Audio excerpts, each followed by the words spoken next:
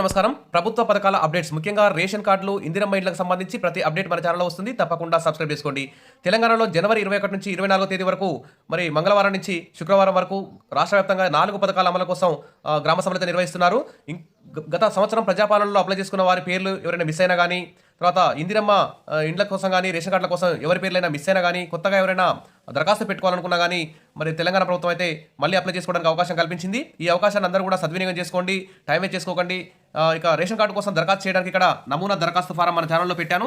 ఇప్పుడు కూడా ఎక్స్ప్లెయిన్ చేస్తున్నాను. చూడండి, ఇక్కడ ఈ ఫామ్ తీసుకోండి. తెలంగాణ రాష్ట్ర ప్రభుత్వం ప్రజాపాలన రేషన్ కార్డు దరఖాస్తు కొరకు ఈ ఫామ్ అయితే తెలంగాణ ప్రభుత్వం విడుదల చేసింది. ఈ ఫామ్ నింపి మీ గ్రామ సభల్లో, మీ వార్డు సభల్లో ఇవ్వండి. ఒకవేళ మీ గ్రామ సభలో మిస్ అయినా కానీ మీరు ఎండిఓ ఆఫీస్కి వెళ్ళైనా, ఎంఆర్ఓ ఆఫీస్కి వెళ్ళైనా దీన్ని 24వ తేదీలోపు అప్లై చేసుకోండి. ఇక్కడ చూస్తే ఇక్కడ ఫస్ట్ దరఖాస్తుదారు యొక్క వివరాలు చూస్తే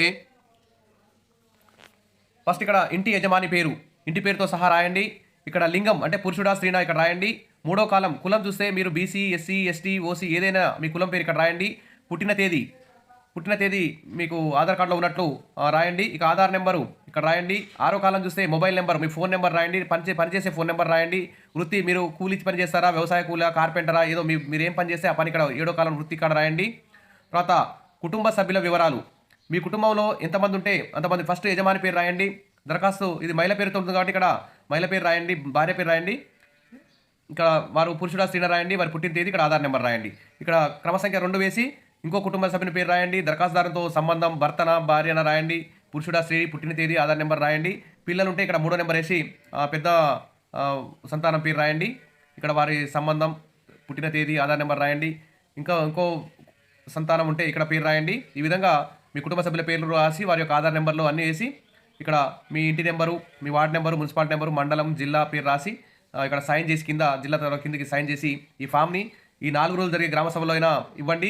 ఒకవేళ మిస్ అయితే మీరు దీనికి సంబంధించి మీ అందరి కుటుంబ సభ్యుల ఆధార్ కార్డులు, ఇన్కమ్ సర్టిఫికేట్ కూడా జత చేయండి. ఒక ఫోటో ఇక్కడ మహిళ పేరు మీద రేషన్ కార్డు ఇస్తుంది కాబట్టి మహిళ యజమాని యొక్క ఫోటో కూడా ఇక్కడ అంటించండి. ఇక్కడ తర్వాత గ్రామ సభలో ఇవ్వండి, వార్డు సభలో ఇవ్వండి. లేకపోతే మిస్ అయితే ఎండిఓ ఆఫీస్, ఎంఆర్ ఆఫీస్లో కూడా ఈ 4 రోజులు ఇచ్చుకోండి. ఈ దరఖాస్తులను, పాత దరఖాస్తులు అన్నింటినీ పరిశీలించి ఫైనల్ లిస్ట్ పెడతామని చెప్పేసి ప్రభుత్వం ప్రకటించింది.